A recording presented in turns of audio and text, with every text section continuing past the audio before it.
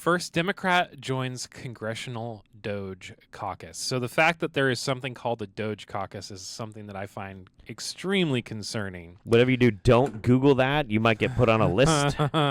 So U.S. Representative Jared Moskowitz is the first Democrat to join the Republican-led Department of Government Efficiency.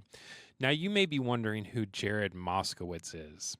I know I sure was. Yeah. So we're going to scroll down because, again, this is a blind spot article that's mostly being reported on by the right because everybody's like, oh, Democrat joining the DOGE conference. See, we've got bipartisanship and people crossing lines here. Okay. He's from Florida. Okay. He's from Florida. Okay. So we're going to roll down to, actually, I think the Florida Politics High Factuality Center-leaning article, and we're going to read about Jared Moskowitz becoming the first Democrat to join the DOGE conference. Caucus, yes. Headed by Elon Musk and Vivek Ramaswamy to restructure federal agencies under President-elect Donald Trump. Moskowitz. What is this? Fievel Goes West? Yeah. Is the first Democrat to join the caucus. He explained the move Tuesday, pointing to the U.S. Department of Homeland Security as an example of very necessary agency that needs downsizing. Okay, so already he's coming in and saying, you know what? Let's get rid of some shit. Let's get the Department of Homeland Security on the chopping block. I believe that streamlining government process and reducing inefficient government spending should not be a partisan issue.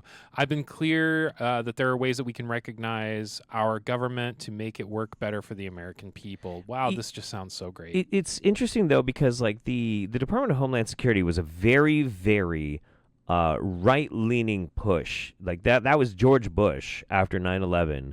And that's all like counterterrorism and national security. And these guys are like, yeah, let's gut it. Just get rid of it. Well, I think a lot of it has to do with like recent times and things that are going on and trying to politicize it. But if we go over here and we learn a little bit about Jared Moskowitz. Oh, we're learning. He was actually part of the Republican, the House of Representatives in Florida when Governor Ron DeSantis, of all people, asked him to step down. Announced that he would appoint Moskowitz as the director of the Florida Division of Emergency Management. Oh. So he was basically running the FEMA for the state of Florida.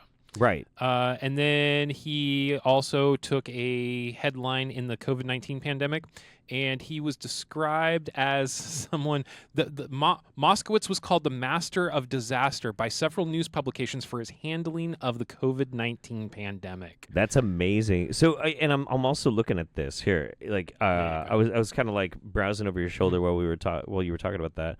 So terrible on the pandemic response. Mm-hmm. It looks like he was in charge during Hurricane Michael. Yep. Which is a Category 5 storm, Yep. and recovery efforts were notably slow.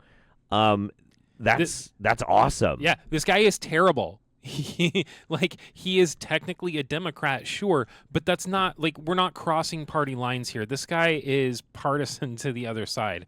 I mean, Ron DeSantis put him in charge of shit in his government. That should tell you all that you need to know about this. So this is just, again, one of those articles where you're like, you would look at it and you would say, oh, this is cool. This is nice that Democrats are, stepping up here, but this is a dino, I believe is what they call them. A dino. Yeah. Is there more on the article before we discuss some more about this here? So, Moskowitz, who previously led the Florida Division of Emergency Management, joins a slew of GOP lawmakers on the Capitol Hill for the DOGE conference. Our national debt has surpassed the staggering $36 trillion and should be a wake-up call for Americans.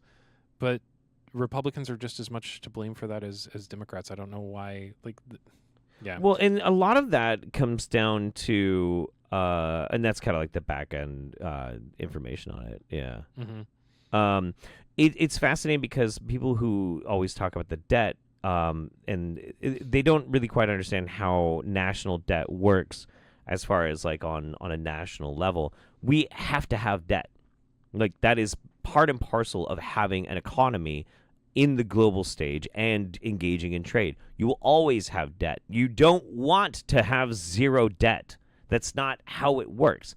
You just have to be able to pay those debts. That's fine. It does need to be rational, and you also don't want to be going up against deficit spending because that's also a problem. This is a little bit more complicated for economics, but it's just buzzwords.